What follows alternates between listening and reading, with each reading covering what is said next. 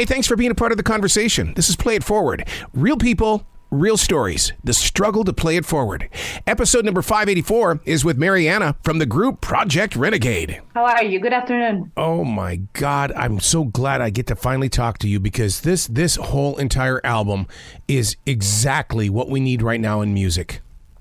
Thank you so much. I'm so glad that I hear those kind words from you. Thank you very much. You know, but the thing about it is that listeners don't understand that this stuff doesn't happen just overnight, that this is a process of creativity.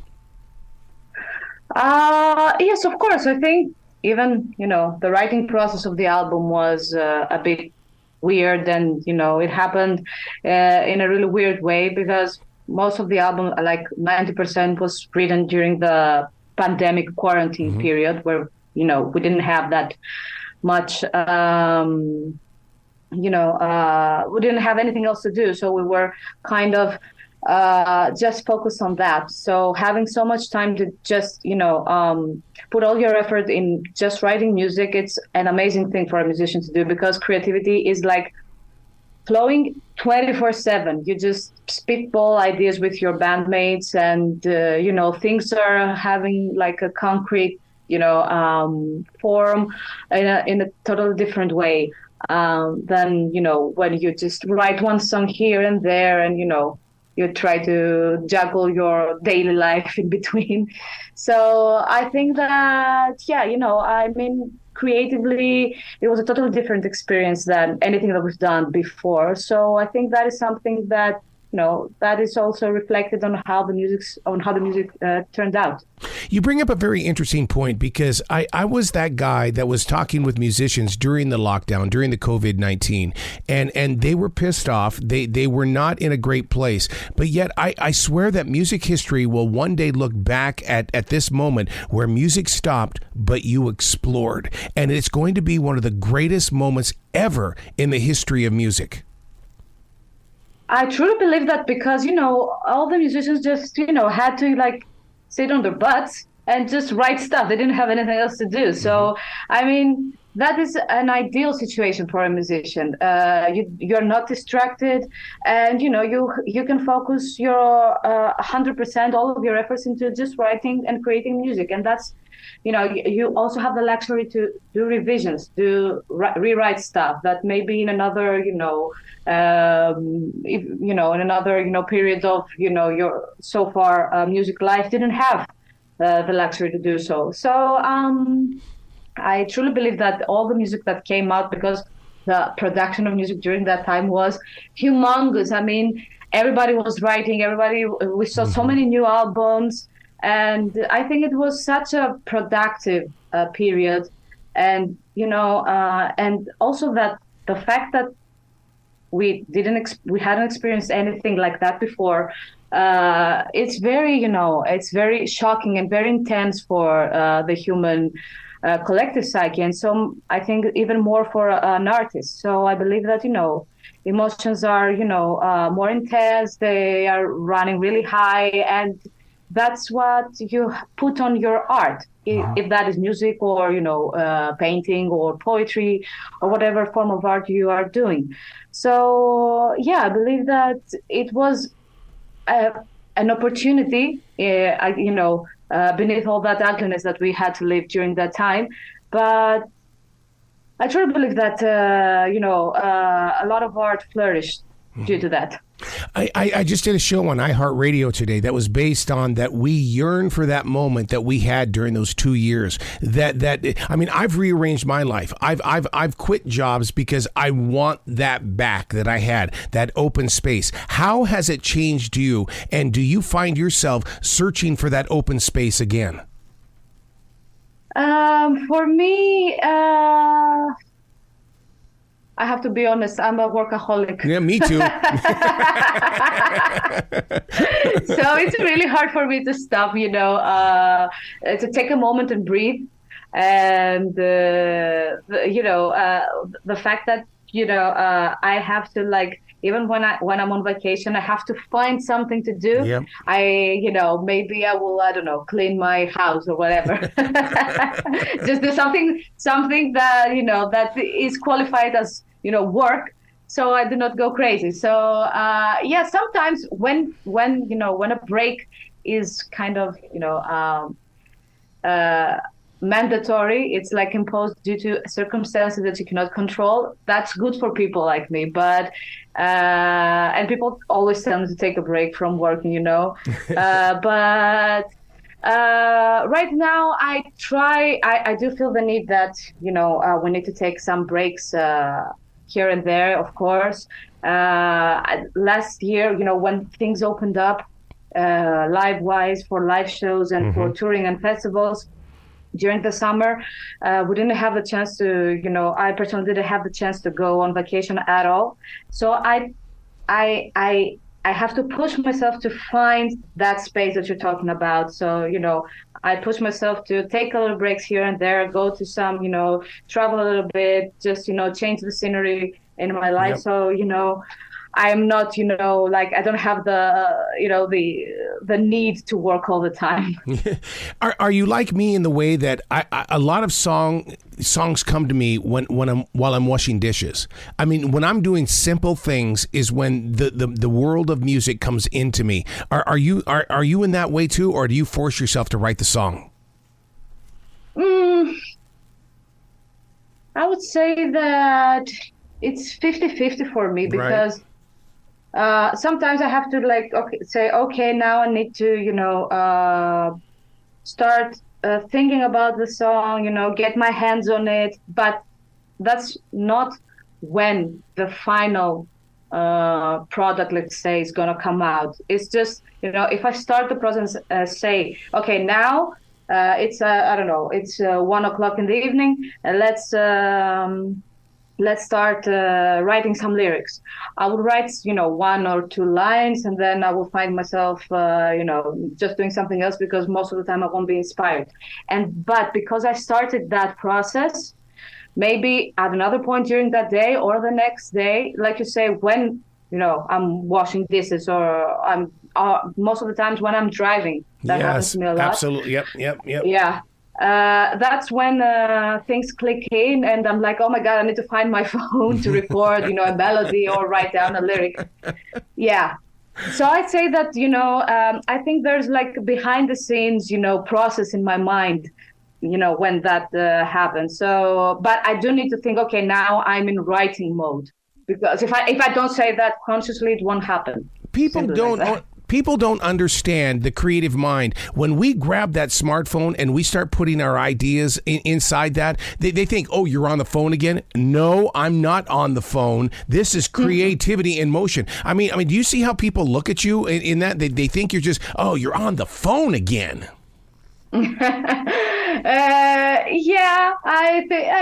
would say so, but I don't pay attention to that. For example, I can like dream a melody and just grab from my phone, in the night, not seeing anything, and I'm like, okay, I'm gonna whisper that because I don't have, the strength to actually sing right now.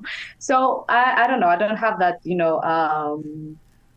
that I'm not conscious of, what people think if I'm writing or, if I'm finding that creative, inspiration. Even if I'm on, I'm walking on the road, and something pops in my head, I will just pop the phone out and start recording. Okay, maybe people think I'm weird, but I don't care. Let's talk about that song Token. The video is like an open invitation for the world to come to Athens. I mean, oh my God, what you guys do in this video is so precious.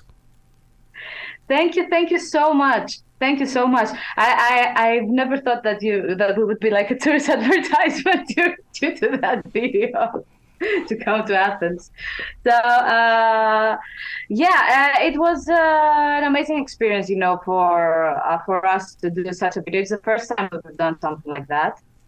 We wanted to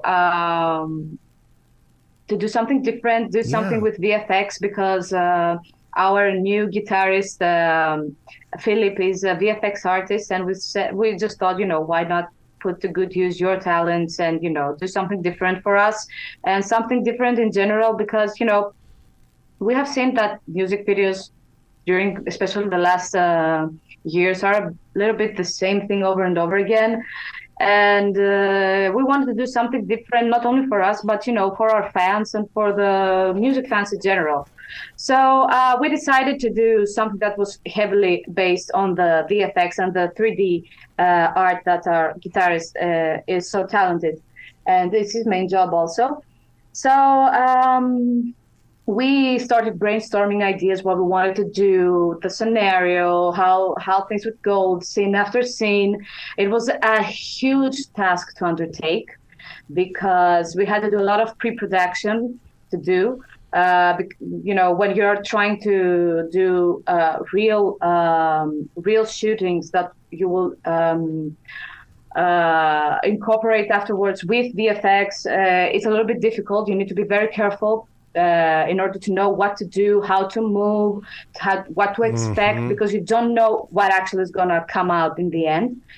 You need to be very careful about the lights, everything. And, it was really fun for me also because it was the first time that I had to do so much acting in a video. And, I don't have like a weapons or training or a combat training at all. And I had to do all that stuff for real. Because if they are not real, they're not gonna be recorded correctly. And I don't want to do anything that will be like a sorry excuse of combat movements. So I had to learn how to use the sword, and the katana sword is really heavy, really heavy. So at the beginning I was like cramped all over my arms and my torso. But then I, after a few sessions, running around like crazy in my house, I managed to learn some movements, a lot more than what went in the video actually, and it was really fun. I just kind of felt like like a real actor, of some sort. Yeah. I hear amazing electronics in the background of the music. And then when you look at the album cover, you're going, oh my God, they totally respect the club lifestyle. When does that electronic kind of sound fit into the song? Is it in the studio, or is it when you're planning the song before you go into the studio? Oh, it's 100% before the studio. Is it? Yeah. The song before we recorded in the studio is 100% pre-produced. I mean, we want to be really, really, really sure about how the final outcome of the song is going to be. Yeah. So we are very lucky because we have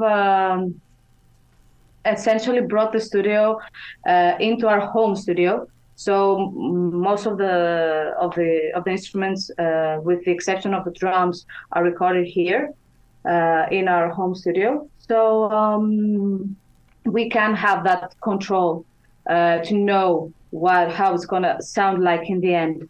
So we really like the electronic scene. Yep.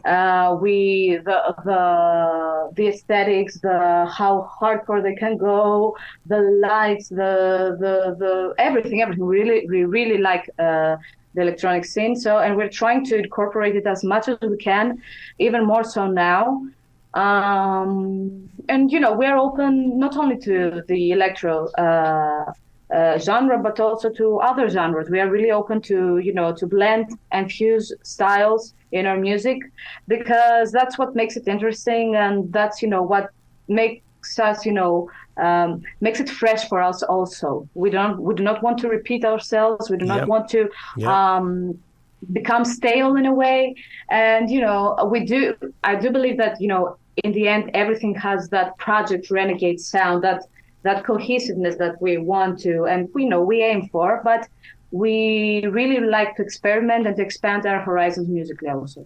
So I thought I was the freak that did all the stuff in the home studio and then took it to the engineer in the big studio, because what I would do is I would give them my ideas, and then I would go to the engineer and say, this is where I want to go. And he would go, okay, I'll get the musicians for you. I'll make sure that this is where you go. Do you save the origin of the song? Because I have the original versions of my song, and I have those that we did in the physical studio, and I still believe inside my soul that the original stuff has greater purpose than what was recorded in the studio. That is a very difficult question, because I've been, against that dilemma myself, especially when, when I'm doing the vocals in the pre-production stage. Sometimes I feel that first take, that you're not thinking about it so much, it kind of has something special that the studio version does not have. So I've been, in that situation myself. But like I said, if I want to take something, I truly believe that something is better at the earlier stage. Right now, I have the luxury to take it and leave that version in the final song. But I get what you mean. When you're like not filtering everything and you're not in that let's record mode. Sometimes things are more, they have more emotion, I think. They have more, the meaning and the performance behind them are, more honest, I should say. Yeah, because I've been known for many songs where I didn't like what I did in the actual recording studio, and I said, you got to take what I did and you need to marry it with what we're doing. And they look at me kind of strange, but it's like, no, you don't understand. I felt something in that moment in my own home studio that I'm not getting in your studio. Yeah. Maybe it's, the fact that you're trying so much. That's it. When you're in the studio. I think that sometimes takes the flavor out of it. So are you guys big movie fans? And the reason why I bring that up is because the song Blood Switch, this is a movie in the making. You really deliver this song. Thank you so much. We are really big fans of music. Yeah.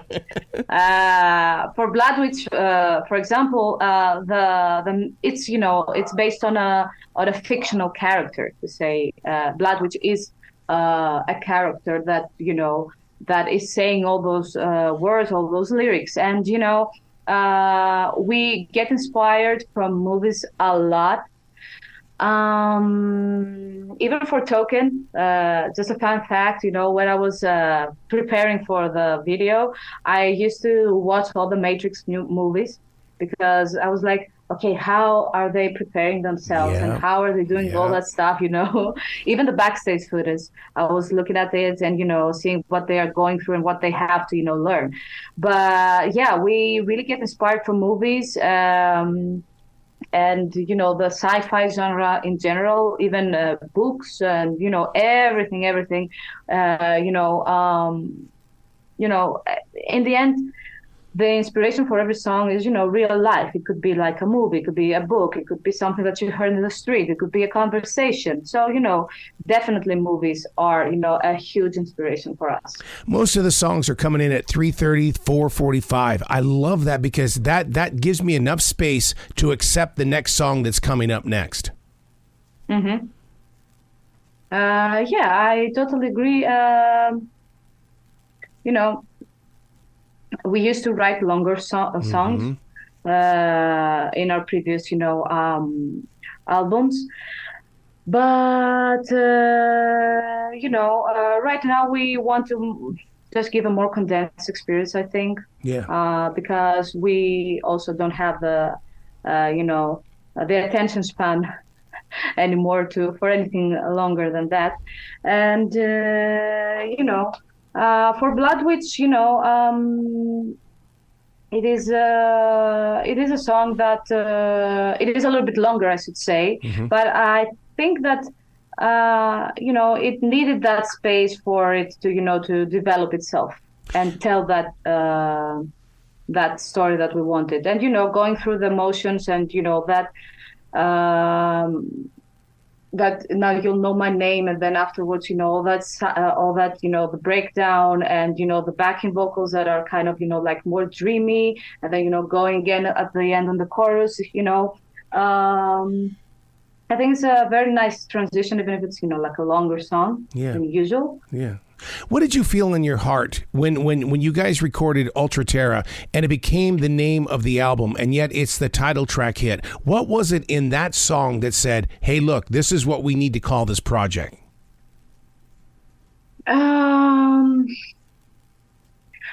To tell you the truth, I don't remember if the name or the song came first. Right. I'm not so sure about that. I cannot actually remember it. I think that the name came first because we had some song that we wanted to, that we were feeling that the concept of, like an ultimate Earth where people are trying to achieve the perfect place to live, the place where everything is, that there's nothing that goes wrong, that everything is like super technologically advanced, that there's no fault in it, but in the end is like it becomes too much technologically advanced place for the human beings to be, where actually they are not welcome anymore, because humans are not perfect. They are not they're not ones and zeros. They live in the gray areas in between. Most of the times they have emotions, they have their faults, and that is what is beautiful about the human nature also. So that was the concept of the album, and that was something that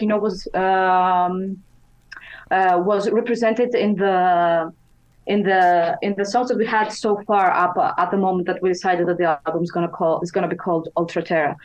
And I think that the song that became the title, that is after the title of the album, came afterwards. Really? And it was like for me, Ultra Terra is a very epic song. It has it's a musical journey. It has epic, closure of everything on the album, although it's not the last song. And it just encompasses everything that we wanted to say through the album. It's super, it has a lot of electronics. It creates that spacey feeling that that you're kind of floating in the air, and it also has that. The desperate, urgency that something is going wrong and we need to, correct that thing. We need to, find a different solution. So, I think that the title came first, and then the song, fit what we wanted to do in the album in the end. Yeah. Project Renegade is really, if somebody asked me what is it, how is it they do with their music, and I would have to say that you guys are masters of transition in the way of that guitar and the vocals. They're not competing against each other. They're accenting their own presentation as superstars in their own right. Our drummer would be really, really, really happy to hear you say that, because he's such a fan of how a part is making the transition to the next part. Yes. It's something that he always, tells us we need to be, careful how we're gonna, go from one part to the other. And I'm really happy that I hear you say that, because I always also as a singer of the band, try to make everything flow as much as seamlessly as I can. Yep. So I like the cohesion of a song. I don't like songs that are too choppy, which is something that we see a lot nowadays, due to the fact that there is also a limitation in time when you're putting music out there. So I always try to find that that introduction to the next part by ending the previous part. So I'm really glad that you took notice of that. One of the other strong parts is that you like to play with our emotions, because you take a song like Critical Mutations. This song is playing with my imagination, and it does so in a way because when I listen to music, I go, my God, if I saw this band live in concert, what the hell would this song look like on that stage? Thank you very much. And that's why you also mentioned, like you also mentioned before, that we like movies. I mean, for me, Critical Mutations, for example, is like a totally like an introduction to the whole Ultra Terra movie, and that's the purpose of the song also. We like to highlight the emotions of the song. We really strive through our performances and our writing to create like a special feeling for each song. And sometimes we also talk about it, between us, and we say that, this song brings me that emotion, and also that color, for example, Blood, which brings me the color of green, or Token brings me, in mind the color of silver. I don't know. That is actually, I think that that is a way to interpret feelings also through color. So, we really strive to not just create, a product for people to just consume and listen. We want to create an experience and, to touch people with our music and create the emotions that we ourselves, when we were, younger, and right now, of course, we experience through other people's music. Yep. That's what we like about music, that it touches us, that it's here when we need it, that it helps us go through difficult situations, that that is music, and especially heavy metal music, is like the bright star that guides us through difficult times. And we are really it's a great honor, when people tell us that it's the same for them with our music. How do you deal with the history of Greek music? Because a lot of people know the traditional songs, but man, they don't know what you're delivering. And it's like you've opened up a door for us to go in there and explore a new sight and sound. You mean the traditional Greek music, like? Because I'm a DJ at Greek schools. I know what I'm playing at Greek schools, and I cannot wait to bring your music to those students. Oh, thank you. That would be amazing. Greek music, traditional Greek music is totally different. It has totally different instruments also, that are, traditional to our country here. There is a big separation right now, and, between those genres. I do not know if, our music can be considered Greek. It's just us that we are, Greek citizens. But, I think that in the end, everything is, music. It doesn't matter if it's Greek, if it's American, if it's, German or whatever. If you like it, I don't know. I've heard, I love world music, for example. I like, Japanese music. I like, if something, is, it's compatible with your taste. Doesn't matter where it comes from, if it's, traditional to that country or not. It's an expression. It doesn't matter. Yeah. I can't let you go until we talk about No Country, White Flags. And the reason why is because I think it's so relatable with the global times today, is that my interpretation of the song is that we're all in these places that have boundaries, but this song says you don't have to have boundaries. It is so authentic. Thank you so much. That song was, something totally different. We've never done a song like that before. And it was the first time for me to sing a ballad, the piano ballad with the band. For me, that is No Country for White Flags is actually the last song of the album. And for me, it's like the meaning of it is that, we are in this shitty situation, where everything is going, worse and worse and worse. Yeah. For everybody, not only for here in Greece, but for everybody in the whole world. I mean, right now there is a war that is going on here, next door here. And there are so many difficulties that people are facing right now.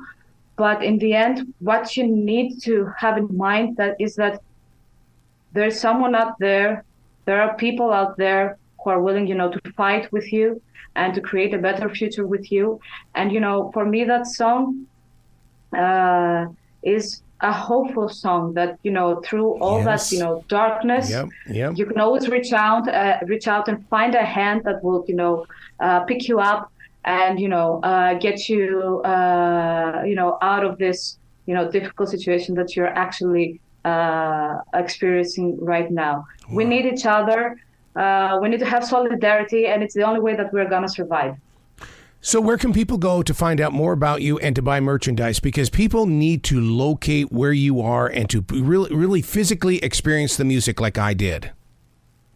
You can find us, of course, in all of our socials, Facebook, Instagram, Project Renegade Official. Same thing goes for TikTok that we opened during the last days. We are really newbies to that. And you can buy merch in our Bandcamp page. You can just search Project Renegade, and you will find all of our merch there. It's available for you. We ourselves ship everything to you, and it's the best way to support the band. Just buy their merch. You're absolutely right about that. Please come back to the show anytime in the future. The door is always going to be open for you. Thank you so much. It was an honor for me to talk with you. And of course, anytime I'm available to continue our beautiful discussion. I love it. Be brilliant today, okay? Thank you. You too.